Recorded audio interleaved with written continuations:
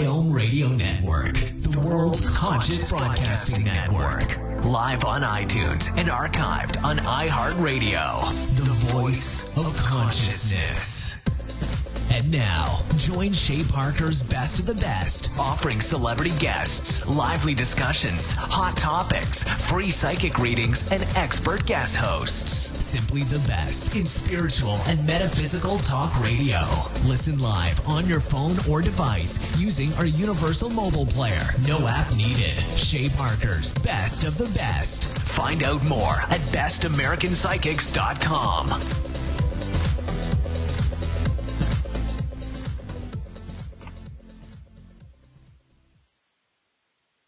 Good evening, everyone. Welcome to Divine Angel Messages on Best of the Best. I'm Vicki Snyder, the Everyday Mystic Angel, and I am the guest host on Best of the Best every fourth Tuesday from 8 to 9 p.m. Eastern Standard Time. I'm a certified Shay Parker Best American Psychic, a medium, and a spiritual counselor. You can learn more about me at VickiSnyder.com, and that's VICKISNYDER. You can book an in-person, Skype, or phone reading with me through my website. I'm so excited to be here tonight because I have a special guest, and her name is Lisa Livingston Martin, and she's a lifelong resident of Missouri, and she lives in Webb City. She's an attorney with a longstanding interest in history and the paranormal. She's a team leader in Paranormal Science Lab, which is a research group which focuses on the paranormal research at historic locations. Lisa is a frequent speaker on history, the paranormal, and unexplained mysteries. She's also the author of numerous books. Some of them are titled Civil War, Ghost of Southwest Missouri, Haunted Joplin, Missouri's Wicked Route 66, Gangsters and Outlaws on the Mother Road, Haunted Carthage. She's also been on quite a few television shows, so I'll list just a few of them, and maybe we can speak to her about those tonight. But she's been on Ghost Hunters, Monsters and Mysteries in America, Twisted Believers on the Weather Channel, My Ghost Story Caught on Camera, and more. So welcome to the show, Lisa. How are you? I'm doing very well. Thank you for having me on, Vicki. Oh, you're welcome. I'm excited to learn a lot of what you do and how you got involved with it. So it's interesting that you're an attorney, but then you're into the paranormal. So how long have you been doing paranormal stuff? I mean, it's quite an extreme there. You wouldn't, expect that. No, well, maybe yes, maybe no. I mean, attorneys tend to have inquiring minds and being curious. I think it helps us gravitate to getting involved in the law to begin with. But as far as how did I get involved, I mean, basically I grew up on a farm that had been the site of Civil War battles, and so I grew up with activity in our farmhouse and on the land. And so from an early age I was exposed to activity and got to the point where you kind of expected it. There was a soldier that would stand guard in our house. He was basically on picket, I think. So it wasn't something that was just sort of foreign to my reality as far as that goes. It was something I grew up with. And then later on, I went off to school and started my career, my family, etc. And about 16 years ago, I had an experience that really reignited my interest and got me to where I was researching, investigating, and then writing books. And that was in the course of looking at a house to buy. My ex-husband and I were looking at a house, turn of the century, arts and crafts home, and we're thinking on it fairly seriously. We're going back through it with an agent, and we had been upstairs and came back down, and it had a very ornate staircase with switchbacks, and the agent and I were standing at the bottom of the stairs discussing details, and he had lingered upstairs, and as he was coming downstairs, he'd take a couple steps and stop and kind of look behind him, and this happened all the way down, and Of course, paranormal activity was the last thing on my mind at the time, and I'm wondering, what in the world are you doing? And he gets to the bottom and kind of puts his thumb behind him and said, "Did you guys hear that?" And we kind of shake our heads, and he shook it off. And then a little bit later, we're down in the basement and had a large open area and then some ante rooms, and they had wandered off to one of the rooms, and I was just kind of standing there surveying. The old boiler was still sitting there, not being used, but still sitting there. And I had the distinct sensation of an ice cold, like dry ice kind of cold, thumb being laid across one side of my throat, and then one by one, 4 fingers on the other side, so that like a fist around my throat, and then it went through me out the back. Wow. So yeah, it was like very. That was the first time I'd been touched, and it definitely up close and personal and went through me. I walked over to where the agent and my ex-husband were, and just in time for her to say, "Now, I don't know what this room would have been used for." And I walked to the room, and I'm a sensitive as well. And on one wall, there's a whole row of very old apothecary cabinets. One wall has 7 metal sinks. The floor has the largest drain you've ever seen. As soon as I walked to the door, I saw the blood swirl. And I just looked at her and said, "I can tell you it was the embalming room." And I turned to walk up the stairs, and you hear her high heels clicking behind me very rapidly going, "Well, I guess I should tell you this was a mortuary in the 1920s. Oh, my gosh. Yeah, and but it was that experience that got my curiosity going to the point that I got involved in the field. Right. How exciting. So with that, that would scare a lot of people. So how did you feel about that having that? I mean, do you call it ghost or do you call it spirit? I mean, I think we should right away clear that up for people, because it is kind of hard if you're not in the field to know. I think difference. Well, I think you can say, I think spirit is a broader term than ghost. I refer to ghost as a human spirit, but there's certainly spirit that was never human as well, of various forms. Right. So, so in that way, I do use both terms. Okay. And maybe I lost track of what you were asking. I'm sorry. Well, what is it? I guess you kind of answered it. What is the difference between a ghost and a spirit? Because I think, everyday people don't really know that. They'll say, "Oh, there's a ghost in the house," and when it's really maybe their, grandmother that's passed, and it's a spirit. It's not a ghost that's haunting them. Right. Well, and I think spirit is just more a broader term for all energy that is not of this our normal experience, that is paranormal or supernatural in some form, and with a ghost being a certain subset of human spirit that's remaining behind for whatever reason, hasn't crossed over. Right. Well, and I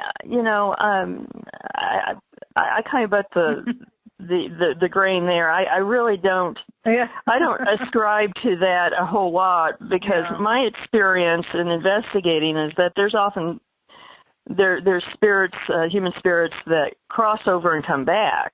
I don't think most of them are stuck. And I think many are here for a purpose, whether it's watching over family members or whatever, that we don't understand, because we don't really know what the rules are on the other side. Exactly. Yeah. Mm-hmm. So crossing over probably isn't the right word. I would think it would probably more a spirit that's stuck is maybe kind of what, on Earth. Is that more of a better way to maybe say it, what a ghost is? No, I don't think so. I mean, most ghosts, I think for the most part, they are, it's free will. If it's an intelligent entity, it's free will. I have encountered a handful, but it's a minority that do seem to be kind of, I guess, stuck in the sense that they aren't aware that they've passed. Yeah. And it's usually something that happened very traumatically, very suddenly, right. and so they are caught up in that moment and don't realize that linear time has passed. Yeah. Right. Uh-huh. Okay. So what is like the word paranormal? What does that encompass? Does it encompass, spirit, ghost, UFOs? What is that all? Anything and everything that's of other energy than us? Is that kind of what you think of it as? Well, for me, paranormal would be some sort of physical or energy-based phenomena that is not of our normal experience or explained at this point, as far as physics and regular, our rules of science at this point. Right. Cryptids, UFOs, aliens. I put those are physical, unexplained mysteries that that we just don't necessarily have the answers to yet. And you research those as well, right? Yes. Those unexplained things. There's a lot that we don't really understand, I think. I think so too, and even skeptics generally, I think, will say, there are things that happen in places that we don't necessarily understand or know how to explain, but it's right. It's the why is the big question, and skeptics haven't had their own personal experience for them to say, okay, I can say that it's paranormal. I think most people tend to be skeptics until they have their own aha moment. Okay. Well, we're going to go to break right now, and we'll be back in just a few minutes. So stay tuned.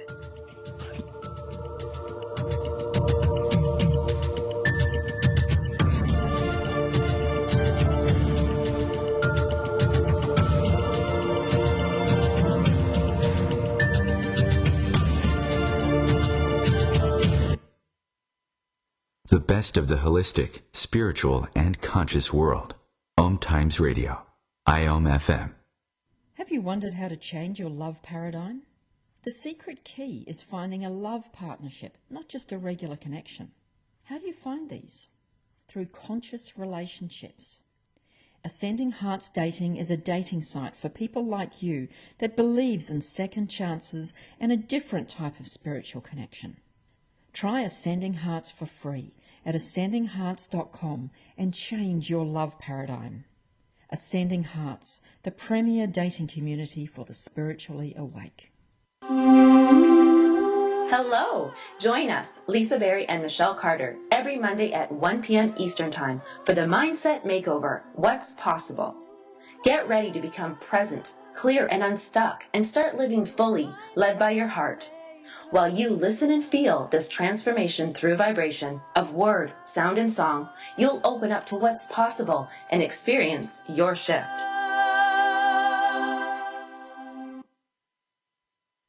Hi, this is Shay Parker, founder of BestAmericanPsychics.com. If you are a professional psychic or medium and are looking for a group of like-minded individuals that are truly supportive of one another, Best American Psychics is the place for you. Or if you're not a psychic but you're in need of guidance regarding love, money, career, and more, please visit our directory.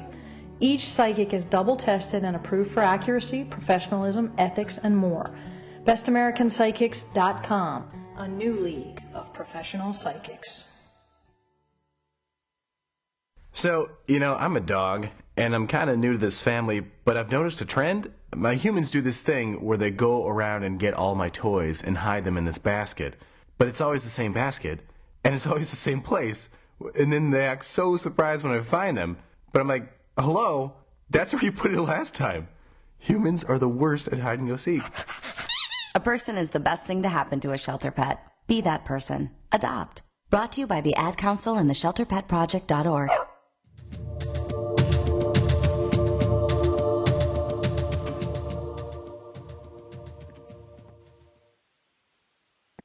Welcome back. This is Vicki Snyder of VickiSnyder.com interviewing my special guest, Lisa Martin. So in this segment, I'd like to kind of talk to you about an investigation and how a team goes about doing that. I know we see that on TV. Some of us, have watched, ghost hunters and different shows, but how does it really work? And what kind of things are you looking for, to prove or, information, evidence? Well, basically, it really usually starts well before we actually get to a site. We will do historical research, background research on the property and the general area to see if there are any particular facts that would lend to a haunting or other unusual phenomena.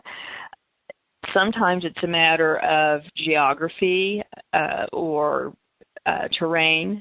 Sometimes if you have a house that's sitting right next to a running river, that affects energies, etc.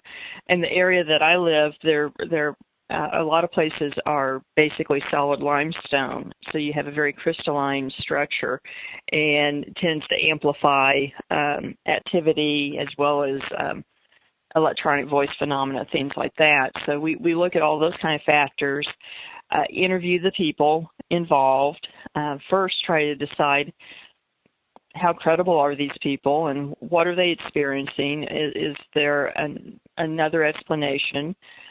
Sometimes you have to look at whether or not there's mental illness involved or other physical or psychological conditions that could be contributing to this. Perhaps a family tragedy happened just recently, and suddenly there's activity that really doesn't square up to what's happening physically. Perhaps it's someone wanting something to happen so badly because of a lost loved one recently. But we try to figure out all those possibilities before we go in, and then when we go in, we try to look at things objectively and try to look at it from a point of view of, is there a reason that we can explain this without concluding it's paranormal?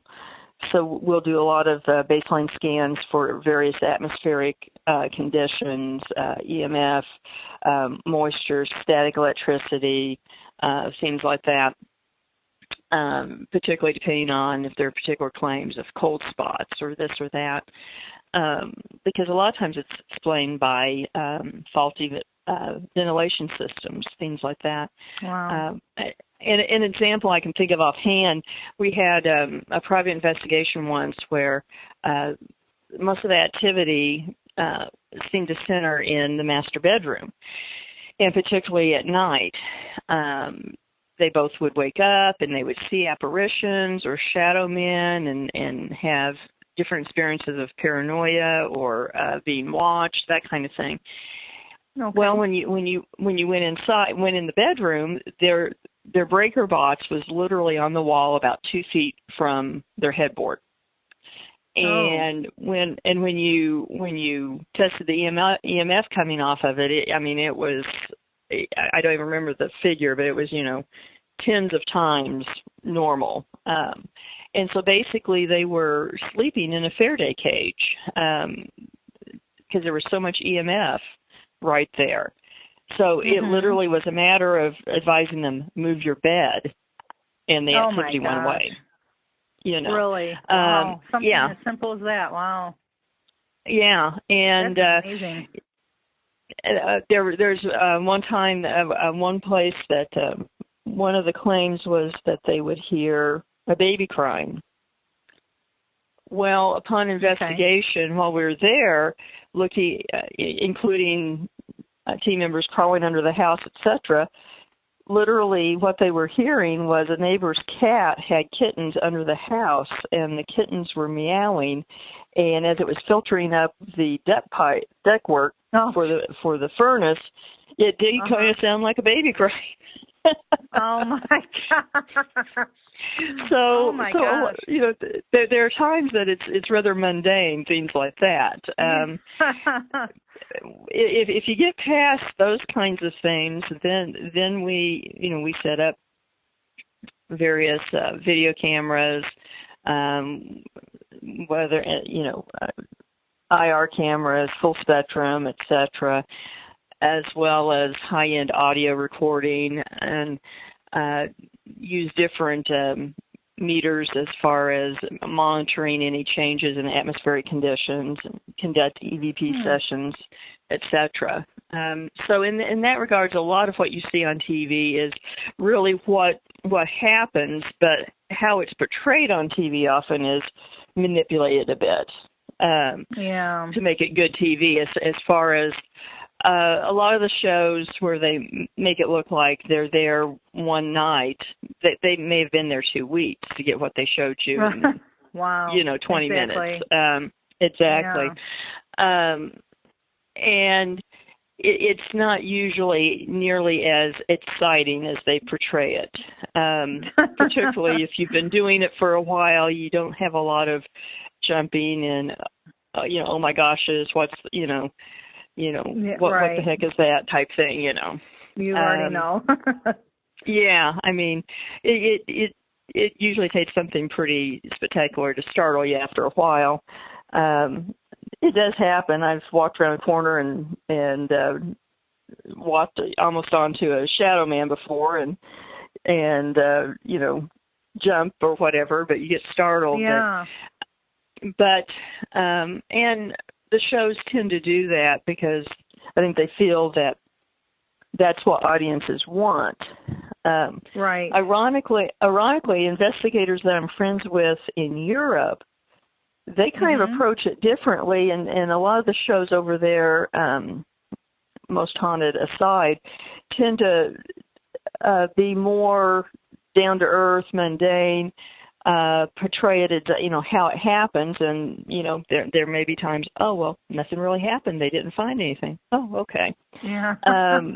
Where in America, I think TV's too worried that if they portray, if they did that people wouldn't tune in again. Right. So there is a difference. Yeah. Well, that's true. I mean, yeah. American audiences are rather fickle. Yeah. That's true. So do you, when you do investigations, do you get a lot of the voices recorded?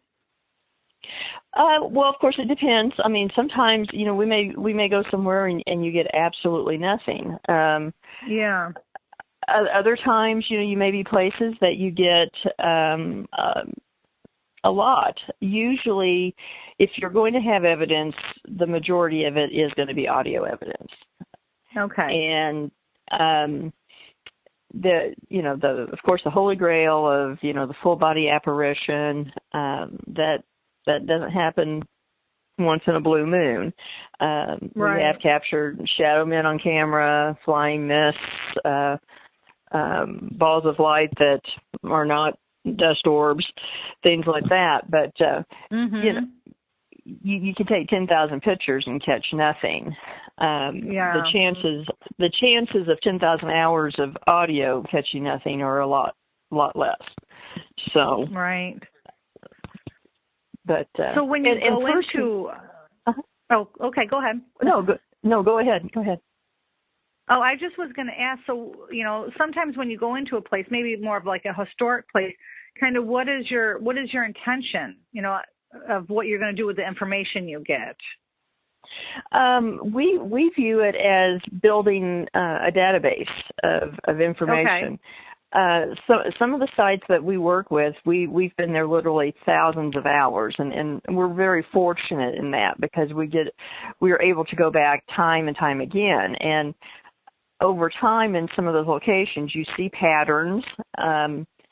Some of those locations have activity that spans, maybe 150 years.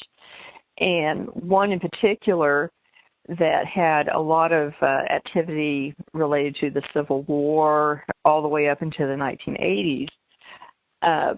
It's almost as if a time loop happens. You tend to get EVPs and audio evidence that's related to the early years there, and then over the course of months, it seems to go into more the more modern things, and then later on, you're back around to the Civil War again.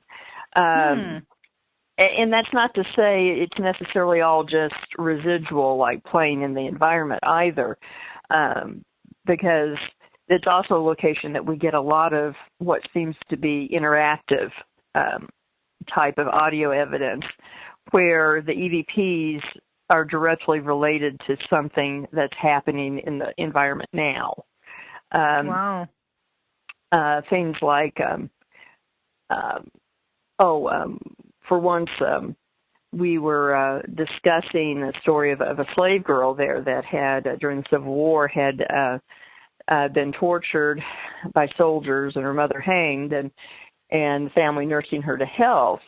And someone was telling someone else the story, never mentioning the girl's name, and says, she stayed she stayed and worked for the family the rest of her life until she died.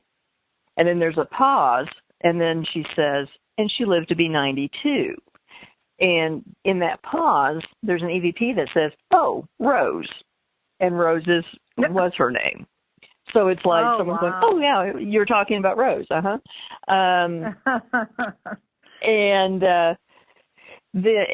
so we get a number of audio clips that seem to be very much related to what we're doing in the environment.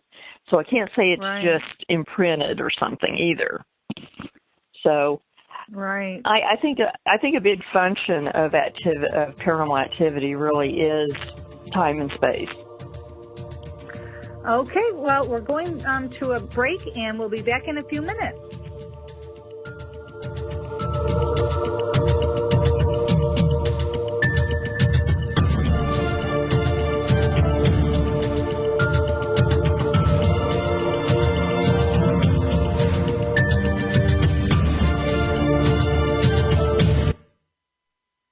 The best of holistic, spiritual, and conscious world. Om Times Radio. IOM FM. Spiritual, metaphysical, green living, psychic, alternative healing, life coaching. Do any of these or similar terms apply to your business or cause? If so, you are in a niche market with a very specific audience. Conscious Gate PR is the world's leading conscious public relations agency. With a global reach of over 4 million and growing, we offer comprehensive media campaigns to our targeted market. Learn more at ConsciousGatesPR.com. Conscious marketing for conscious minds. Hi, this is Vicki Snyder, the Everyday Mystic Angel. What's that, you ask? Well, it's an angel with a down-to-earth edge. And you can catch me live every fourth Tuesday from 8 to 9 p.m. Eastern Standard Time on The Best of the Best. Learn more about me and my services at www.vickysnyder.com. That's VICKISNYDER.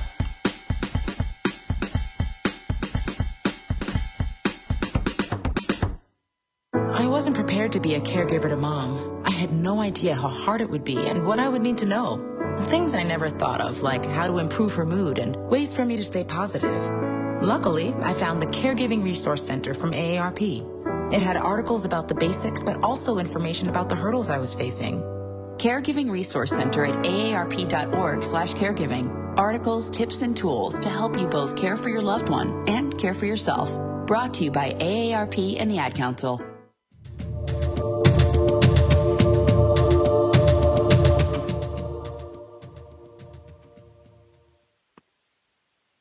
Welcome back. This is Vicki Snyder of VickiSnyder.com, and my special guest tonight is Lisa Martin, and we're talking about paranormal stuff. So we just finished a segment talking about investigations, and this segment I kind of like to get into some of places where you've investigated, you know, the history of maybe some places, the research that you've done, because I know that's so important for us to understand. Sure. So do you have a favorite place or one that sticks out that you'd like to talk about? That's kind of like picking your children in a way, between your children in a way. But probably I would have to say the one would be a Civil War house that's not far from where I live, and we're at a lot in the Carthage, Missouri area. And it's the oldest standing home in the area, and one of very few pre-war homes that survived the war here because there was a scorched earth policy everywhere. And so it was occupied by the same family for over 130 years. So wow, there's just so much there. It was a sick house. People were brought there if they were injured or ill. Midwives met women there to birth babies. They literally have no idea how many people have passed in this house. And wow. Yeah, it's one of those things that just has so many aspects to it, including, it was a field hospital in the Civil War, and the family dining table that was used as the operating table is still there, and you can see the blood evidence on it under UV light. Oh even. my gosh! Yeah, so it's fascinating, and we're always learning new things there. So is it considered like a historic site? So, no one lives there, or do people live there? Right. Well, the family lived there until the 1980s, and then they donated it to be a living museum. And so at this point, no one lives there, but it's not publicly funded or anything like that. So private donations and funds support it, and the biggest sector of funds that it receives is actually through paranormal related events and investigations. Oh, wow. Yeah. So how does it feel when you walk in there? We actively support it. Huh? Yeah. How does it feel when you walk in there? With all those, the energy of death and, sickness and... Well, some days it's very light and airy, and some days you walk in and it's like walking into a wall of energy. So it really does depend on the day and what's going on and who's there, as we say, which of the residents are there, and it's very interesting because the slaves performed hoodoo and voodoo there, which was very typical.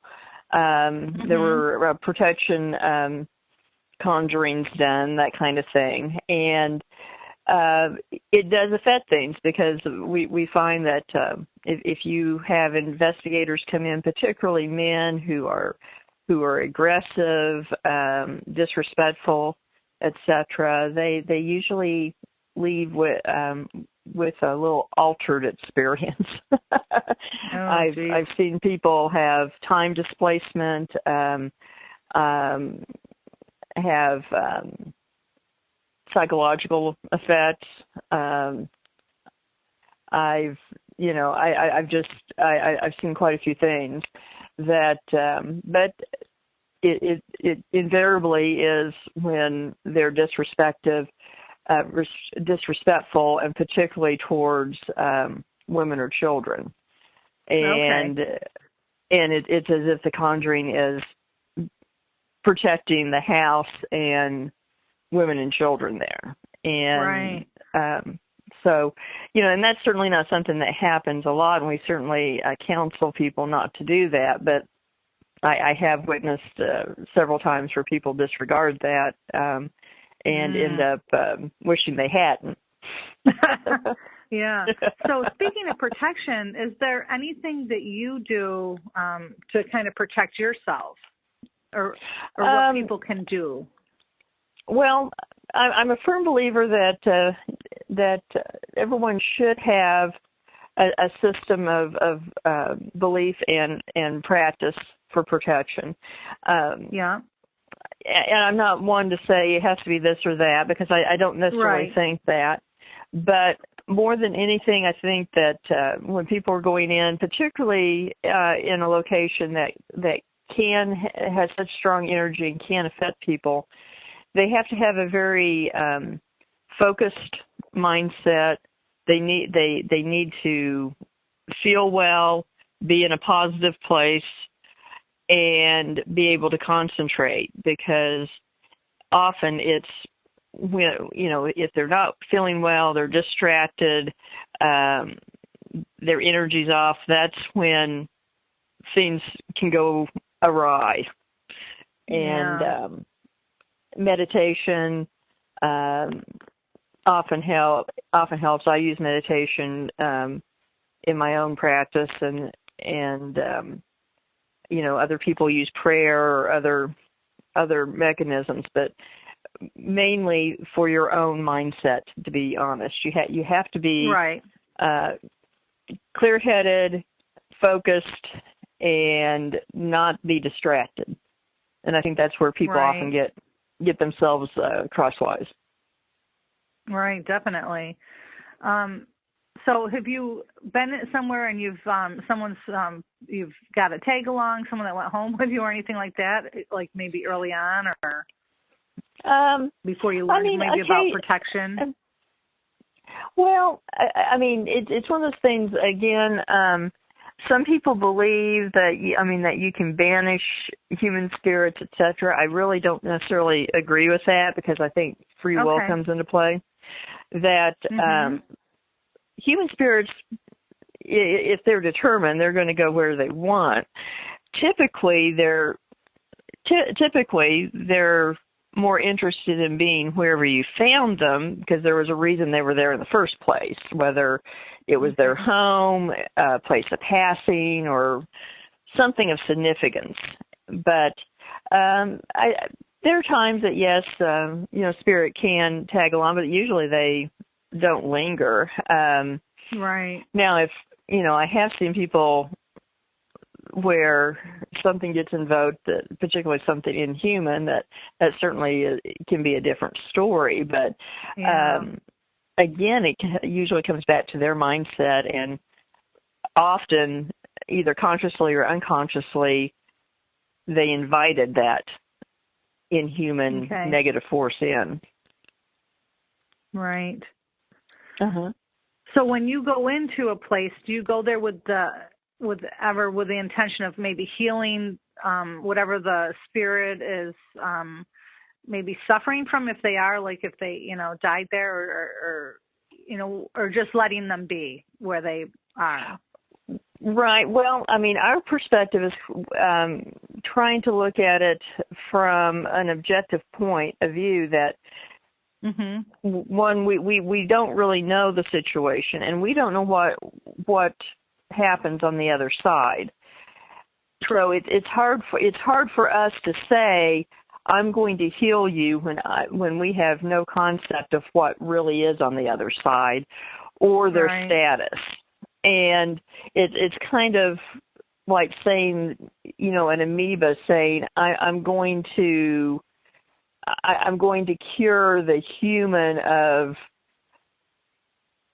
disease. Right. A single-celled organism has no concept of the entire body. Right. We just don't know what is on the other side. So our perspective is we're observers. Now, if we have a spirit that asks for help or asks for something, we'll explore that. But to be perfectly honest, I think it's human arrogance for us to say we know how to solve your problem. Yeah, true. And what's best for you. Or even assuming that you have a problem. Kind of like meeting a friend for lunch who seems to be down in the dumps, and sometimes, or maybe you're not in a good mood, and you have a friend that is. They know what your problem is, and they know how to fix it, and they really don't know what's going on, we don't really know. So we view our role as observing and collecting information and data. Right. And we don't, personally, we don't refer to them as dead or that they've passed. We conduct our investigations all referring to everything in the present tense. Okay. If they convey to us that they know that they're dead, then we will delve into it. Okay. But, that way we are recording information. We're not trying to influence what they're telling us or information given. Right. And I know not everyone has that perspective, but that's the way we approach it. Yeah, and that's fine, because so often you think of like people going in, investigating to maybe clear houses and fix problems and that. Mm-hmm. Well, I mean, your point of view is right. I feel, for people who haven't maybe thought that way, Right. I think you can, sometimes there's just energy that can be cleared, but if you're saying I'm going to get rid of a spirit, that's a much different thing than saying I'm going to sage and clear, just negative energy. Right. Yeah. And so that's, apples and oranges, as far as the way we look at it. Yeah. And for us to say, people that go ahead. Sorry. Oh, I was going to say, because there are times that we've been called in because someone else has told them, I'm going to clear this out. I'm going to get rid of your ghosts. I'm going to do this, this, and this. And then we get called in, and often the situation has been made worse because sometimes all you're going to do is aggravate something that's there. And then we, of course, and the media has a lot to do with this right now, because there are certain shows that find a demon every week. And so you get a lot of people who think, we're going to do exorcisms, etc. And for one thing, even if you have a real demon there, or some sort of very negative, inhuman spirit, you can't assume. You have to figure out what that demon is and what tradition it belongs to, because if you have something that doesn't believe in what you're doing, you're not going to affect it. Okay, wow. Well, we'll be back in a few minutes. Off to break.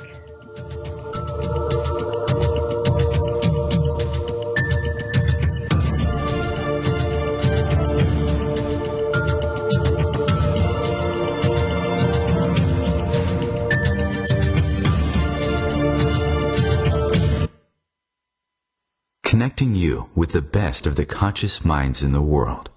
Om Times Radio. IOM FM. The number one reason girls drop out of school in sub-Saharan Africa is lack of access to feminine hygiene products. The Pads for Schoolgirls project, an outreach of Humanity Healing International, is changing this paradigm by setting up sewing programs at schools, teaching girls a vocational skill, while producing the reusable pads that help keep them attending classes. The girls pay it forward by making and giving pad kits to other girls in need. To learn more, visit humanityhealing.org. Humanity Healing is where your heart is.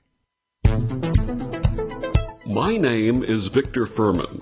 Some call me The Voice. I've always been fascinated with human nature, spirituality, science, and the crossroads at which they meet. Join me Wednesdays at 8 p.m. Eastern on Om Times Radio, and we'll explore these topics and so much more on Destination Unlimited. There is no death, only a change of worlds. Chief Seattle. Deborah Livingston is an award-winning intuitive psychic medium whose international services include mediumship, spiritual assessment, animal communication, and spiritual mentoring. She is a published author and a trained shaman. Deborah provides evidential messages from spirit and departed loved ones. Learn more at deblivemedium.com. That's DEBLIV medium.com. I'm Paul George of the Indiana Pacers. When I was 6, my days were spent playing basketball. When I was 6, my dream was to make it to the NBA. When I was 6, my mom had a stroke. So I want you to learn to spot a stroke fast. F-A-S-T. F, face drooping. A, arm weakness. S, speech difficulty. T, time to call 911. I'm Paul George. Spot a stroke fast. Visit strokeassociation.org. Brought to you by the American Stroke Association and the Ad Council.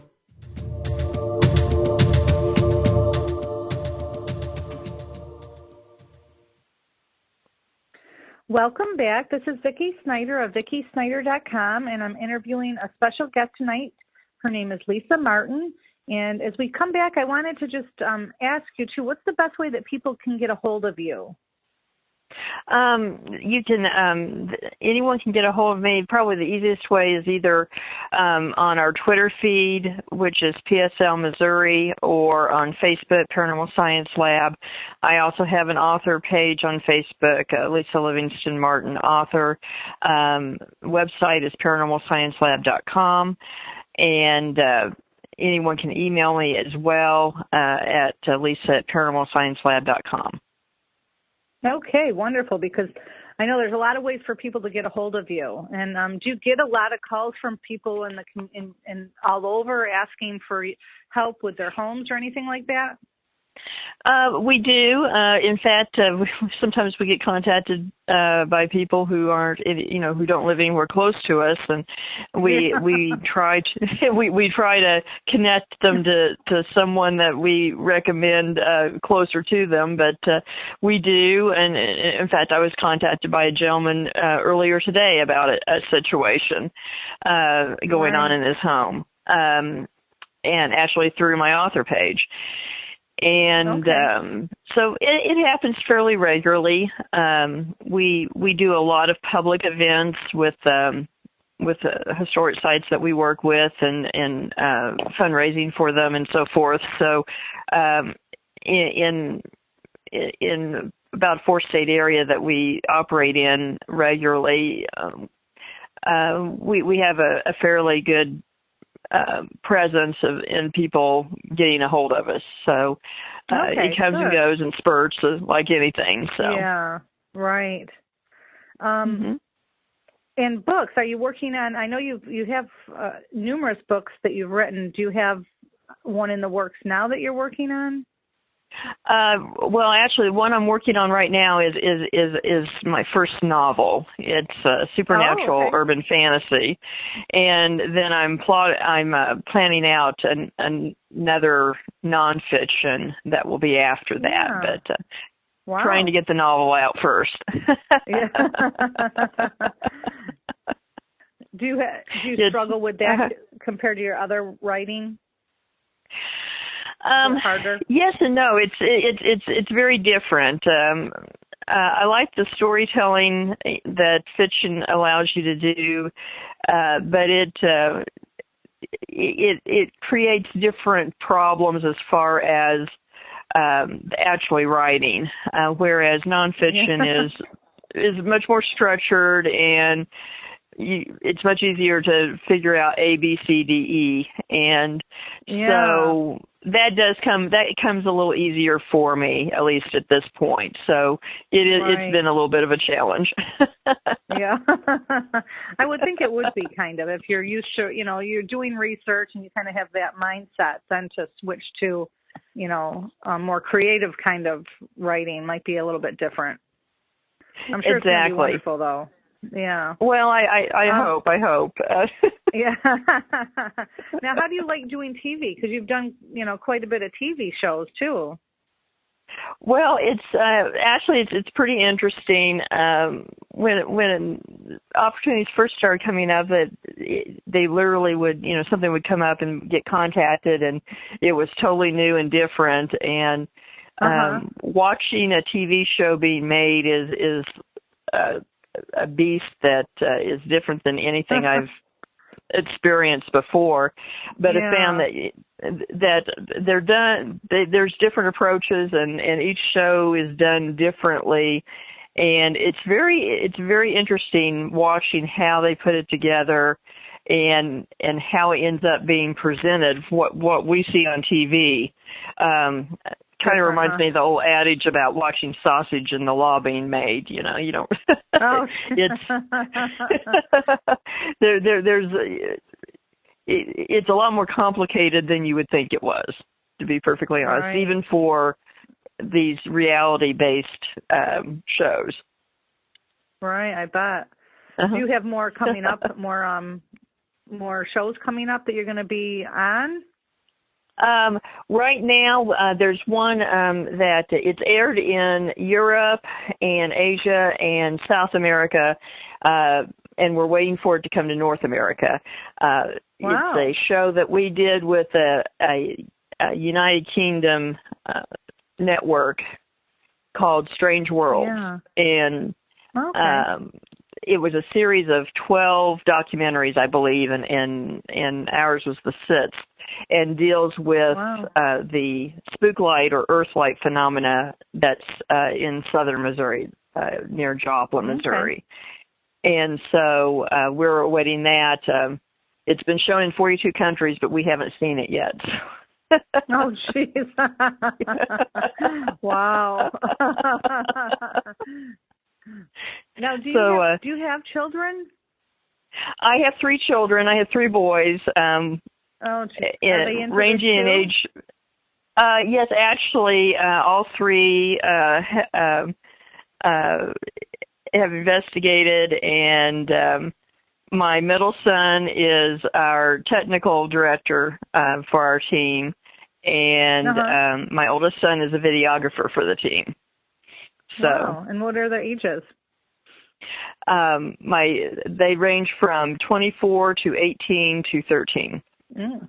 Okay, wow. So you're starting them kind of young then, but they probably grew up with this, right? Well, yeah, they did, and honestly, we live in a house with activity, and they all have inherited the family trait of being sensitive. So, activity is not something that they're not familiar with. So, right. Now, so it's just come naturally. Yeah. Do you find, speaking of like being sensitive, do you find like people are really afraid, and how does fear play into it with activity? I think that I think a lot of it has to depend on their perspective and how they've been raised to view these kinds of phenomena. Right. If you're raised in a family that has sensitives, and so it's something that other people have experienced, I think you have a more nurturing, supportive environment. There's times people experience it, and it comes from a place of fear because they were taught that anything like this is evil or etc. And so then they fear it, they hide it, but eventually, if they have ability, they're going to have to deal with it, and it comes out one way or another. Right. We've actually had over the years a number of people approach our team because they have a teenager who is becoming aware that they're sensitive and are unsure how to develop their abilities or to deal with it, and they would get involved with the team so that they would have a mentoring system. Yeah. And, so that's something that we've enjoyed doing, and several of those people have gone on and really used those abilities. So, we feel like, at least we can help them out, not feeling that they're the oddball out. Yeah, definitely. Do you teach like classes on this and how to work equipment and all of that, or is that just something that you do as a team? Well, we do at some of our public fundraising events at historic sites. We will, and we don't try to make it a classroom experience, but have people participate in the investigation and learn what the equipment is and how it's used, and to actually participate. Mm-hmm. Yeah, I think that's awesome because it does, again, take that fear out if they have a fear, by involving them. Exactly.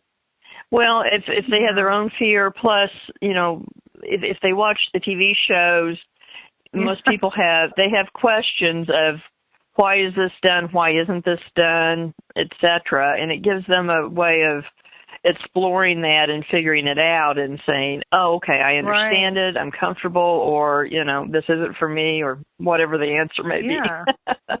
Yeah, definitely. Uh-huh. Because we're going to run out of time. This hour just flew by, but is there any last insights or anything that you want to, talk about in the next few minutes?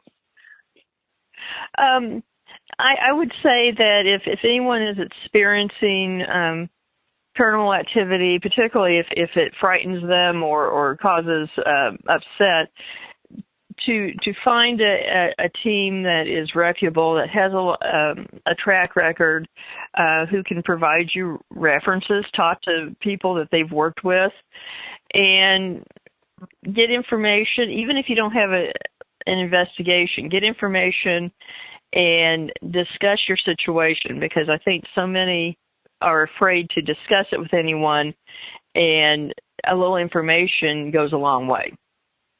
Definitely. That's very true. Uh-huh. Well, thank you so much for being on the show. Thank you. I really appreciate being invited, and I had a wonderful time. Yeah. You're welcome. Good night. Good night, everyone. We'll see you next month. Bye-bye.